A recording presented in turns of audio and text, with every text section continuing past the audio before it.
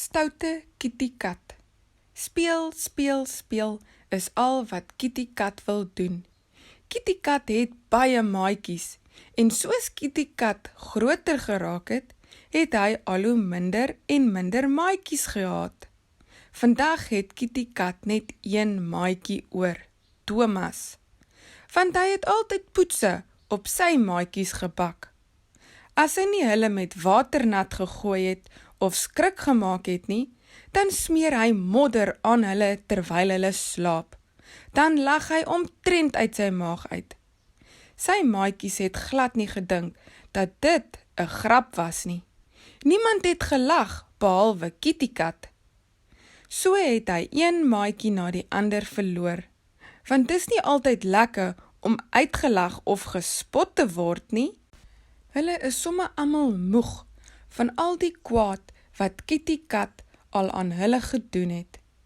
En die ergste is, dat al die maatjies altyd in die moeilikheid gekom het vir iets wat Kitty Kat gedoen het. Kitty Kat se beste maatjie het vir hom eendag gesê, "Kyk, jy het nou al jou maatjies verloor. Niemand wil meer jou maatjie wees nie, want jy spot hulle en jy is baie lelik met hulle." Kitty Kat het nie omgegee nie. Hy het net gesê, "Ag, ek kan net nuwe maatjies maak."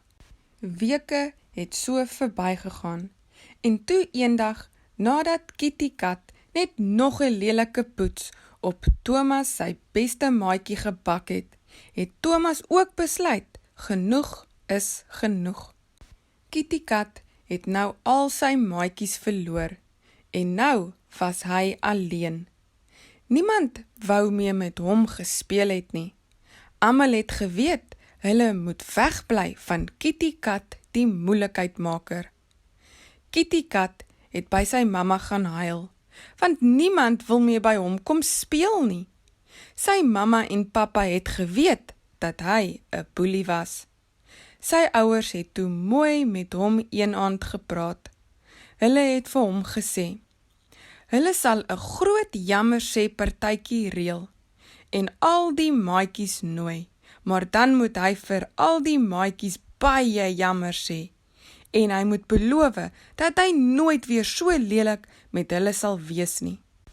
Nadat sy mamma met al sy maatjies se ouers gepraat het en mooi gevra het dat hulle vir Kitty Kat nog 'n kans moet gee, het al sy maatjies besluit dat hulle na die jammersê partytjie toe sal kom.